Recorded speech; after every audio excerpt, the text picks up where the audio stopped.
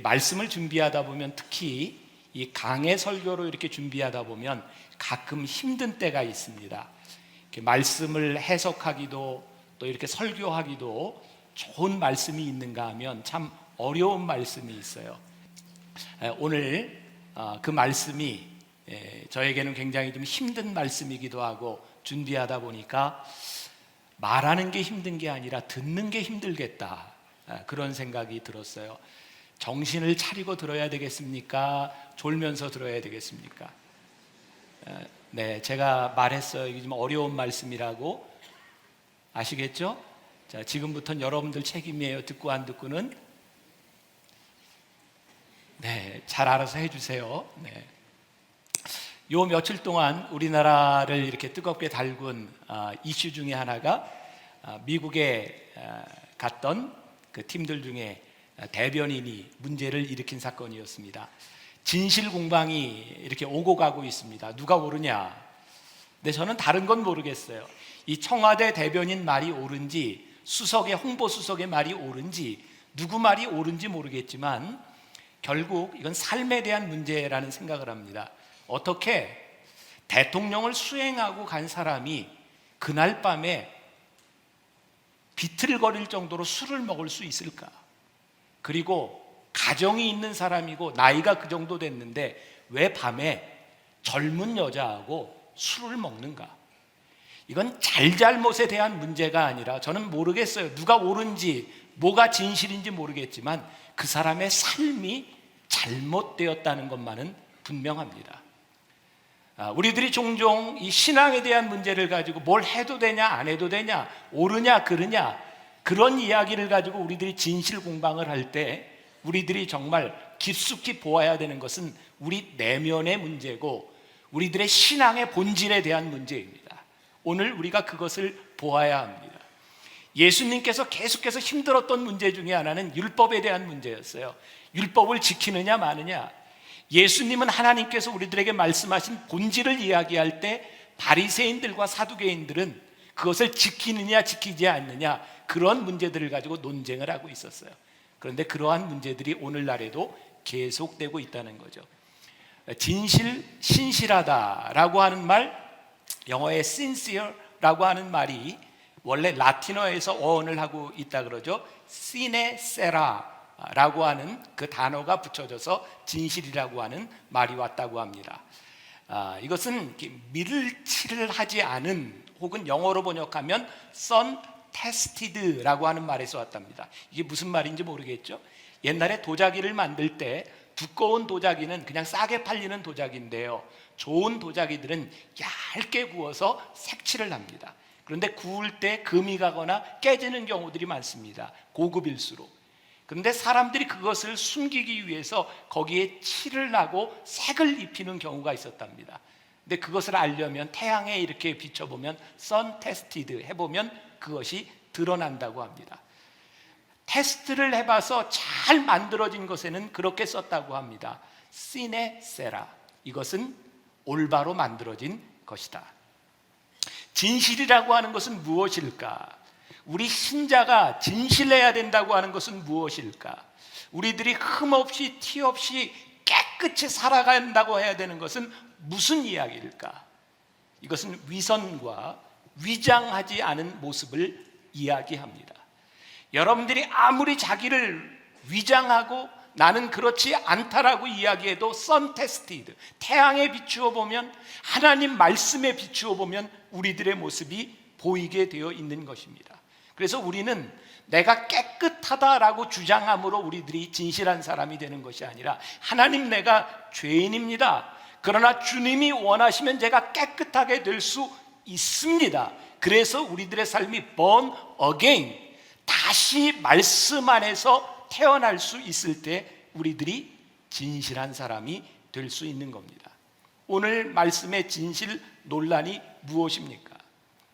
율법을 지키는 자들이 과연 의로운 자들인가? 예수님께서 율법의 정신을 말씀하셨을 때 그것이 율법을 지키는 것하고는 조금 다른 문제였는데, 과연 예수님이 옳은가, 바리새인들과 서기관이 옳은가에 대한 문제입니다. 오늘 본문 말씀의 결론부터 이야기하자면 20절에 예수님이 이렇게 말씀하시죠. 같이 봉독해 볼까요?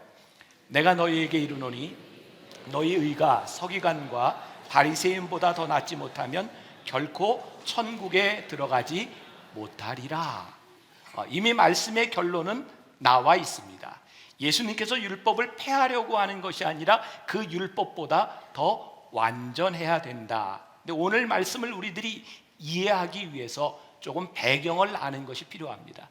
왜 이스라엘 사람들은 이렇게 율법에 이렇게 집착하게 되었을까? 우리가 성경을 읽으면서 제일 힘든 부분이 어딘지 아시죠? 어디죠? 읽어봤어야 어디가 어려운지 어디가 힘들어요? 레위기에 가서 되게 막히지 않습니까? 창세기, 출애굽기 이렇게 잘 읽다가 레위기에 가서 보면 참 힘들어요. 소 잡고 양 잡고 이것도 이렇게 잡고 저렇게 잡고 피 뿌리고 게다가 뭐 고운 가루로 찍고 빻고 뭐 이렇게 가면 우리들이 굉장히 정신 못 차리는 그런 법들이 많이 나옵니다. 이스라엘 백성들에게 어느 날 법이 굉장히 중요하다고 생각했어요. 이스라엘 백성이 포로로 잡혀갔다 돌아오면서 그들이 깨달은 게 뭐냐면 우리들이 하나님의 율법을 지키지 않음으로 인하여 우리들이 포로로 잡혀갔고 우리의 후손들이 고난을 당하고 있다. 포로기 이후에 이스라엘 백성들은 이제 율법을 잘 지켜야 되겠다. 여기까지 문제가 없습니다. 그런데 율법을 잘 지키기 위해서 율법을 해석하기 시작했습니다. 예를 들어서 율법에서는 너희들이 손을 깨끗이 씻어라 라고 이야기했는데 이 사람들이 고민하기 시작한 거예요. 어떻게 씻는 게 깨끗이 씻는 것인가? 그래서 어느 정도 물에다가 몇 번을 씻어야 깨끗하다. 그래서 손을 깨끗하다는 걸 지키는 것이 아니라 어느 정도 물에 손을 몇 번 씻는 걸 보고 정결하다 정결하지 않다를 이야기하기 시작했어요. 여러분, 율법의 정신이 무엇입니까? 율법은 가난한 자, 약한 자를 돕기 위해서 그들을 보호하기 위해서 만들 것인데 이제 율법을 지키다 보니까 약한 사람을 돕는 것이 아니라 율법을 지키는 사람을 돕는 것이 되어버려서 율법을 지킬 수 없는 어려움에 처한 사람들에 대한 것들을 무시하며 살아가기 시작했죠. 율법은 하나님을 잊지 않고 잘 섬기도록 만들어 주신 것인데 어느 순간부터 율법을 지키다 보니까 하나님을 잊어버리고 말았어요. 마치 여러분들이 신앙에 너무 익숙해지면서 예배를 드리러 오는 그 순간에 하나님과 전혀 관계없는 사람이 될 수 있듯이 우리가 그렇게 되어버렸어요. 이 바리새인들과 서기관들의 이야기는 그들의 이야기가 아니고 오늘 우리들의 이야기이고요. 예수님께서 산상수훈을 우리들에게 들려주신 이유는 그들처럼 우리들이 매너리즘에 빠져 있을 때 신앙의 본질을 회복하도록 우리들에게 주신 말씀이기도 합니다. 하나님을 잘 섬기면 우리들에게 평안이 와야 돼요. 우리들이 자유함을 얻어야 돼요. 그런데 이상하잖아요. 예수님을 오래 믿으면 믿을수록, 신앙생활을 오래 하면 오래 할수록 우리들이 무언가 안 지키면 찜찜하다는 느낌, 하나님을 믿으며 우리들에게 그렇게 평화롭고 자유롭고 놀라웠던 성령의 역사들이 언제부터 사라져버린, 무언가를 지키지 않으면 안 되는 찜찜함, 이게 우리 신앙의 뭐냐는 이야기죠. 율법을 지키는 자들은 언제부터인가 외면적으로 나타나는 것이 중요하게 되었어요. 이것을 뭐라고 이야기합니까? 선행을 통해서 자기들이 율법을 잘 지킨다고 하는 것을 드러내려고 합니다. 여러분, 양심에 손을 얹고 한번 잘 생각해 보세요. 우리들이 신앙생활을 오래 하면 오래 할수록 우리들에게 어떤 마음들이 생기냐면 내가 신앙생활을 이 정도 했으니 이 정도 봉사와 이 정도 헌금은 해야 된다. 그리고 이게 하나님과의 관계가 아니라 우리들이 예배하는 공동체 안에서 내가 인정을 받으려고 하는 모습들이 있습니다. 선행이 잘못된 것은 아닙니다. 그러나 선행으로 내 의가 드러내는 것이 잘못이다, 예수님이 지적하시는 겁니다. 선행은 우리들이 하나님을 믿기 때문에 우리들에게 자연적으로 나오는 것일 때 그것이 믿음에서 나오는 것입니다. 선행은요, 지키는 것이 아니라 자연스럽게 지켜져야 하는 것입니다.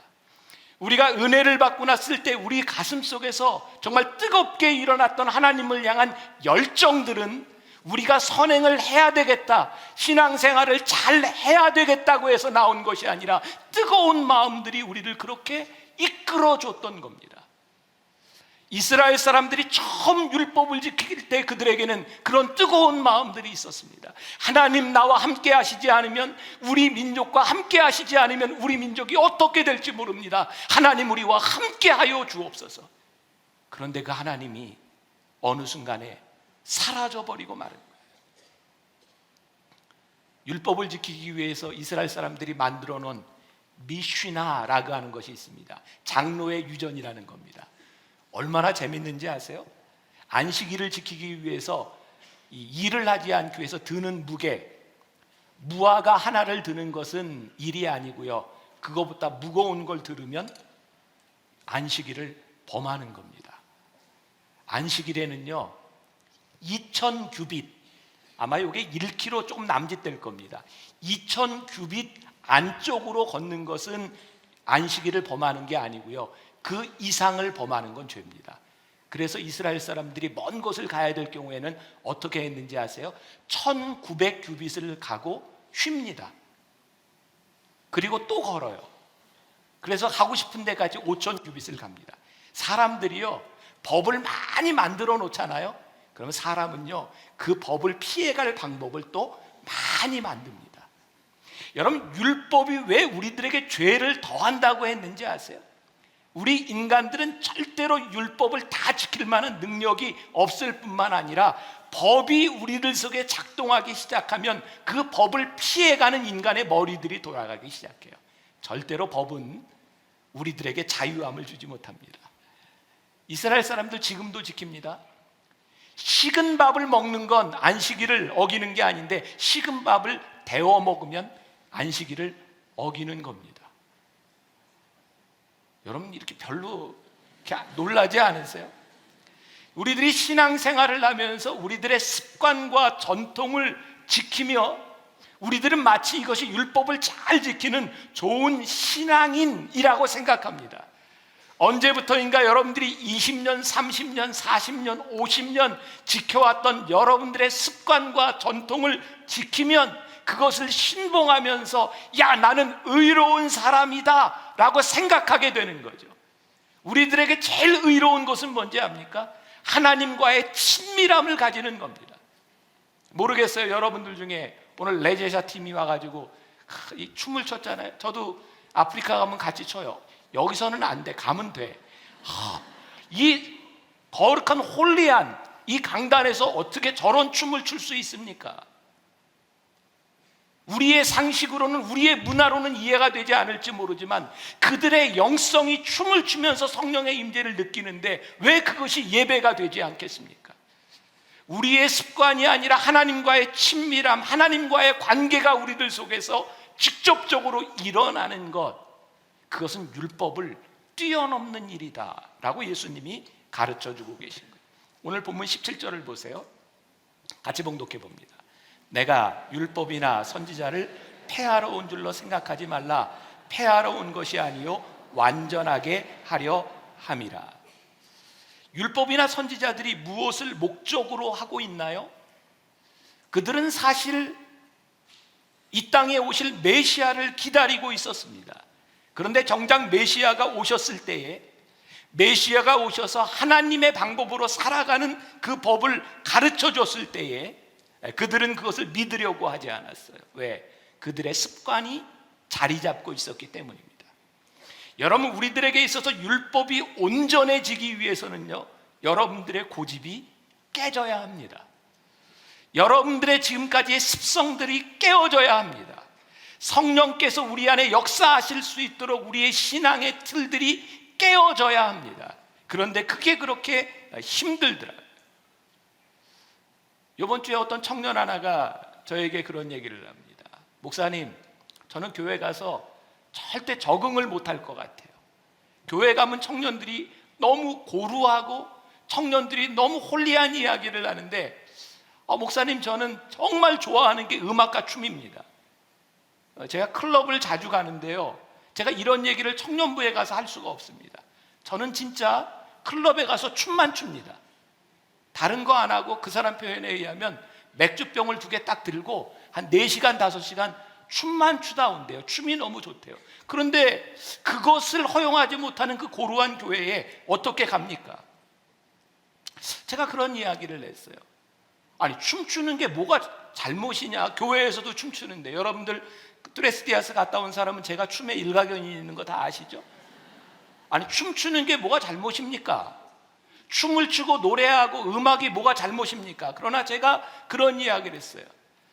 내가 그런 춤을 추고 거기에 있으면서도 너는 하나님의 사람이라고 이야기할 수 있는가? 술이 뭐가 죄입니까? 그러나 술을 먹는 그 환경 가운데서 내가 하나님의 사람입니다 라고 이야기할 수 있는가? 아마 오늘 여기에 지금 예배 드리고 있는지 모르겠어요. 우리 교인 중에 하나가 어제 제가 운동을 하고 이렇게 걸어 나오는데 담임 목사님이시죠? 인사하는데 굉장히 용감하시더라고요. 아마 친구분들과 같이 소주병과 맥주병을 놓고 저한테 그렇게 용감하게 인사하시는 분을 처음 봤어요.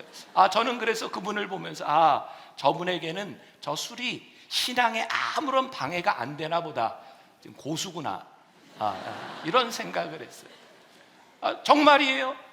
술과 담배와 클럽과 그 어떤 것도 여러분들의 하나님과의 친밀함에 방해가 되지 않는다면 그것이 뭐가 죄가 되겠습니까? 그러나 우리들이 분명히 보아야 될 것은 그것이 하나님과 우리들 사이의 친밀함의 문제가 된다면 그것을 기준으로 우리들이 보아야 하지 않겠는가? 율법의 강론들, 율법 하나하나들은 우리들에게 법을 지킬 것을 이야기하죠. 제가 학교박 선생님 365일이라는 책에 보니까 아주 짧은 글이 하나 있더라고요. 제목이 인꼬. 인꼬는 남들이 보지 않을 때만 싸운다. 소문 한번 잘못 나서 참 힘들게 산다. 확 와닿더라고요.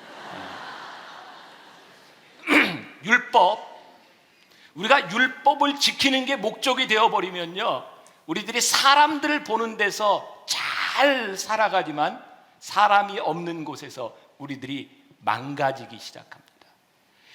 율법이 나의 의를 드러내면서부터 율법 없는 곳에서 우리는 얼마든지 망가질 수 있다는 겁니다. 법, 저는 이 세상에 제일 좋은 세상, 법 없는 세상이라고 생각을 합니다. 제 눈에 딱 판사님이 눈에 보이는데 법 없는 세상이 좋은 거 아니에요? 이 법을 이야기하다 보면 점점 더 힘들어지는 것 같아요. 저는 특히 교회 안에서 법이요 라고 이야기하는 순간 그 교회는 은혜가 떠나간 교회인 것 같아요. 법보다 우선하는 것은 하나님의 은혜고, 하나님이 우리들에게 법을 주신 이유는 너희들이 아무리 이야기를 해도 너희들에게 그런 능력이 없기 때문인 거예요. 그러니까 점점 법이 우리들의 삶에 적용되지 않을 수 있을 때 우리는 훨씬 더 하나님의 은혜 가운데 가까이 살 수 있는 것 같아요. 저는 꿈이 있어요. 우리 교회에서는 법 이야기가 안 통하는 교회가 됐으면 참 좋겠다. 아니, 법을 이야기할 필요가 없는 교회가 되었으면 참 좋겠다. 누군가 법으로 이야기하는 순간 그 법에 얽매여서 그 법을 지키고 또 변명해야 되고 또 내 의를 드러내야 되는 것, 그것이 얼마나 두려운 일이겠는가. 여러분들에게 법을 지키지 말라고 하는 것이 아니라 법보다 더 위에 있는 하나님과의 친밀함이, 하나님과의 관계가 여러분들의 삶을 지배할 수 있어야 한다는 거죠. 용서가 없는 율법은 무섭습니다. 사랑이 없는 공의는 잔인합니다. 용납이 없는 정죄는 누군가에게 상처를 줍니다. 자유함을 잃어버린 규칙은 우리를 얽매입니다. 우리가 혹시 예수를 이렇게 믿고 있다고 하면 우리는 참 불행하게 하나님을 믿는 사람들이 아니겠는가? 율법보다 나은 의가 우리를 지배할 수 있어야 합니다. 여러분 많이 들어보신 이야기일 거예요. 어느 목사님이 신장 기능이 약화되어서 건강한 그 신장을 이식해야 된다는 그런 결과를 받았습니다. 주일날 임시로 강단을 맡아 설교하게 된 유명한 목사님이 전후 사정을 다 이야기하고 교인들 가운데 한 사람만 그 신장 기증할 수 있는 사람이 나왔으면 좋겠습니다. 혹시 기증할 뜻이 있는 사람 손 들어 보세요. 혹시 지금 제가 여러분들에게 묻고 싶어요. 여러분들, 제가 신장 때문에 목회를 못하게 됐는데 여러분들 중에 누가 저에게 신장을 기증해서 살 수 있다면 기증해 주시겠습니까? 오, 뭐 손까지 들어보라고 한번 해볼까요? 그 교회는요, 교인들이 전체 다 손을 들었대요.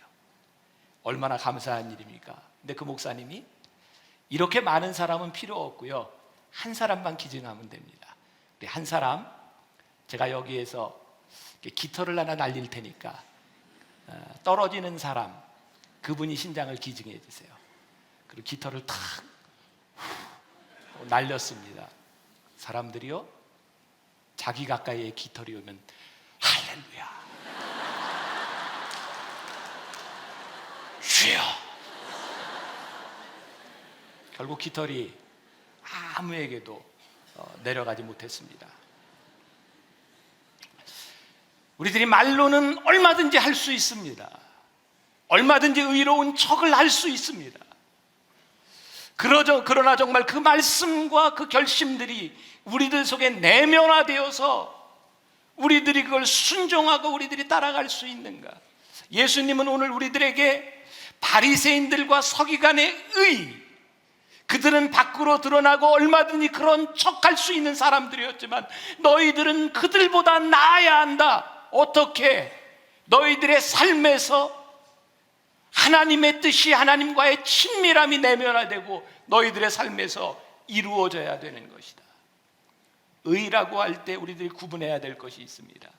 종교인, 신앙인, 이 구분이 필요합니다. 여러분들이 종교를 믿는 사람입니까? 아니면 여러분들은 신앙을 가진 사람들입니까? 종교인은요, 자기의 종교성을 드러내기 위해서 참 많은 것들을 지킵니다. 술자리에도 가지 않을 수 있고요, 주말에는 절대로 골프장 가지 않을 수 있고요, 내가 얼마든지 나를 지킬 수 있을지 모릅니다. 왜? 종교적 신념을 가지고 철저하게 절제할 수 있습니다. 그래서 이 철저한 자기 종교적 신념을 지키기 위해서 나에게도 가혹하고 누구에게도 가혹할 수 있습니다. 그런데 행복하지 않습니다. 제가 오늘 여러분들에게 묻고 싶은 겁니다. 하나님을 믿는 것이 여러분들에게 행복하십니까? 언제부터인가 여러분들에게 하나님을 믿는 것이 무거운 짐이 되었다면, 하나님의 말씀대로 살아가는 것이 나를 너무 힘들게 하고 있다면, 신앙인이었던 여러분들이 종교인이 되어버린 순간입니다. 얼마나 힘들겠습니까? 이 모든 것들을 지킴으로 인하여 나를 성취하고 내 만족감을 얻으려고 하니까 얼마나 힘들겠습니까? 왜? 절대로 내 행위 가지고 채워지지 않는 것을 채우려고 하니까 얼마나 힘들겠습니까? 부모 자식 간의 관계에서 부모가 자식을 사랑하고 상처를 받는 이유가 무엇입니까? 내가 자식을 이만큼 사랑했는데 자식이 내 사랑만큼 따라주지 않을 때 얼마나 마음에 상처를 받습니까? 부모가 상처를 안 받고 그저 감사할 수 있는 것은 그저 사랑으로 끝나는 겁니다. 우리가 하나님을 믿으면서 내 삶에 무엇을 드러내려고 하는 것이 아니라 친밀한 하나님과의 관계 속에서 그냥 하나님이 좋은 것, 그것이 내 신앙에 내면화될 때 우리는 정말 행복하게 신앙생활을 할 수 있어요. 눈을 뜨고 기도하는데 너무 그냥 감사해서 눈물이 나고, 하나님 너무 감사해요. 기도가 노동이 되지 않도록 하라. 후안 카를로스 오르테지 목사님의 책을 보면서 그 책 첫 장을 읽었을 때 기도가 노동이 되지 않도록 하십시오. 당신이 기도의 시간을 정해놓는 그 순간부터 기도는 노동이 되기 시작합니다. 큐티, 기도 굉장히 중요한 일들입니다. 그러나 그것이 어느 날 여러분들의 삶의 기쁨이 아니라 노동이 되어버렸다면 오늘 말씀을 우리들이 기억해야 될 것입니다. 누가복음 18장에 보면 바리새인들이요, 그들이 충족받지 못하고 하나님과의 관계 속에서 잘못되어 가니까 이렇게 기도하죠. 길거리에서 하나님이여, 나는 다른 사람들 곧 토색, 불의, 간음을 하는 자들과 같지 아니하고 이 세리와도 같지 아니함을 감사하나이다. 나는 일회에 2번씩 금식하고 또 소득의 11조를 드리나이다. 왜 사람들이 들으라고 이런 기도를 하게 되었을까요? 허전한 겁니다. 내가 이렇게 의롭게 사는데 채워지지 않는 그 채워짐을 사람으로부터 인정받고 싶은 겁니다. 오늘 예배드리는 여러분들, 봉사하는 여러분들, 담임 목사에게 인정받고 싶고 누군가에게 인정받고 싶은 그 허전한 마음과 서운한 마음이 들어갈 때 여러분들에게는 하나님과의 친밀함의 금이가 있는 것입니다. 왜? 하나님의 의를 우리 행한다면 하나님이 우리를 지켜보고 계심에 대하여 우리들이 얼마든지 정직하고 행복할 수 있을 텐데, 그 허전함은 율법에 의해서부터 우리들에게 오는 거죠. 신앙인은 하나님과의 관계에 집중합니다. 의무감은 기쁨을 빼앗아갑니다. 그러나 하나님과 함께함으로 만족을 누림으로 우리들에게 오는 것, 구원의 기쁨을 누리지 못하는 것 얼마나 불행한 사람입니까? 구원을 이루기 위해서 고행하는 사람 얼마나 힘든 사람입니까? 그러나 구원의 기쁨을 가지고 살아가는 사람은 정말 행복하지 않겠습니까? 구원을 누리며 살아가는 것이 얼마나 복된 사람이겠습니까? 종교인의 삶을 살지만 하나님을 인격적으로 믿지 않는 것은 단지 자신의 의를 쌓아갈 뿐입니다. 반면에 신앙적인 삶을 산다고 하면서도 하나님을 믿는 자로서 지켜야 할 것을, 종교적인 삶을 살지 않는 것은요, 문제가 있어요. 잘 들으세요. 중요한 말입니다. 오늘 말씀의 결론입니다. 예수님께서 너희들이 바리새인들과 서기관들보다 의가 나아야 된다, 내가 율법을 완성하러 왔다라고 하는 것은 너희들이 하나님과의 친밀한 관계 속에 살아가면서 율법을 지키는 사람들보다 나아야 된다는 겁니다. 근데 어떻게 나아요? 하나님과의 친밀함 가운데서 자연스럽게 나타나는 것입니다. 그런데 우리들 가운데 착각하는 사람이 있어요. 난 하나님을 믿고 하나님과 친밀해. 그래서 나는 교제, 봉사, 섬김, 11조, 감사생활 이런 거 안 해도 돼. 심지어 어떤 사람은 이렇게 이야기합니다. 나는 주일날 교회 나가지 않아도 하나님과의 관계가 되어 있어. 예수님께서 오늘 하시는 말씀이 뭔지 보세요. 너희들의 의가 바리새인들보다 낫지 아니하면 안 된다는 거예요. 어떻게 하나님과 친밀한데 하나님과 지켜야 될 것을 무시하며 살아갑니까? 요즘 가나안 성도가 많다 그러죠. 가나안이 뭐예요? 교회 안 나가는 성도입니다. 요즘 크리스찬들의 20% 정도가 가나안 성도라고 합니다. 저희 교회 등록 안 하고 다니는 분들 많아요. 이유가 뭡니까? 나는 하나님과는 친밀하고 싶은데 내가 해야 될 의무, 내가 신앙인으로서 지켜야 될 거 하기 싫은 겁니다. 너희들의 의가 하나님을 믿는다고 하면서 바리새인들보다 낫지 아니하면 너희들 잘못된 것이라는 거예요. 여러분들 착각하지 마세요. 여러분들이 하나님 앞에 올바른 관계가 되어 있으면 여러분들의 삶이 그것을 증명할 수 있어야 합니다. 삶을 증명하는 것이 목적이 아니라 하나님과의 관계가 되어 있기 때문에 삶으로 드러나야 하는 겁니다. 착각하지 말았으면 좋겠습니다. 그래서 이 둘 사이에 팽팽한 긴장감이 있는 거예요. 내가 신앙으로 시작했는데 내가 종교인이 되면 어떻게 하나? 너무 종교적인 내 모습 가운데서 하나님을 떠나간 위선적인 모습이 나타나는 것은 아닌가?